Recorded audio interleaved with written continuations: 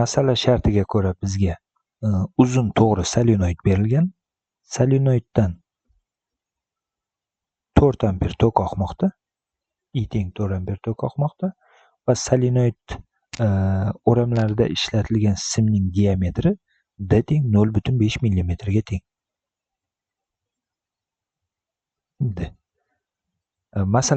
Masala shartida esa bizdan o'sha solenoid ichidagi magnit maydon kuchlanganligini aniqlash so'ralmoqda.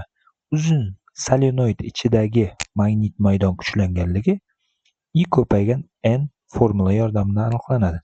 Bu yerda I o'sha solenoiddan o'tayotgan tok kuchi, n esa uzunlik birligidagi o'ramlar soni deyiladi. Uzunlik birligidagi o'ramlar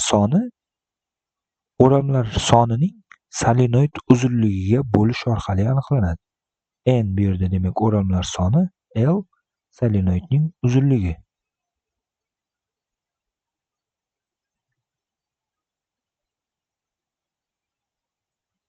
Agar har bir o'ramning diametri D ga tengligini inobatga olsak, u holda solenoid uzunligini har bir o'ramning qalinligining yig'indisiga, ya'ni diametrining yig'indisiga teng deb qarash mumkin va har birining diametri bir xil bo'lganligi uchun solenoid uzunligi n ko'paygan D deb yozilishi mumkin.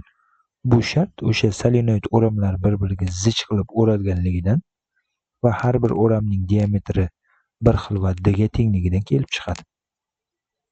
U holda uchinchi ifodani ikkinchi ifodaga olib kelib qo'ysak, uzunlik birligidagi o'ramlar soni n barobar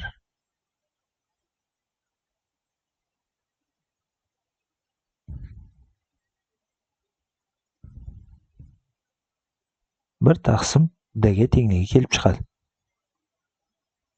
Bu to'rtinchi ifodamizni birinchi ifodaga olib kelib qo'yamiz. U holda h barobar I 1/D bo'ladi. Demak, masala shartida I ham D ham berilgan. Demak, biz bu aniqlashimiz kerak bo'lgan, ya'ni solenoid ichidagi magnit maydon kuchlanganligini aniqlash formulasi hisoblanadi. Masala shartida berilgan son qiymatlarini qo'yib, bu h ning son qiymatini aniqlab qo'yamiz. H barobar I bizda 4 amper, D bizda 0,5 mm, demak 0,5 ko'paygan 10⁻³ u holda h barobar 8 ko'paygan 10⁻³ amper taqsim metr yoki h barobar 8 kilo amper taqsim metr ekanligi kelib chiqadi.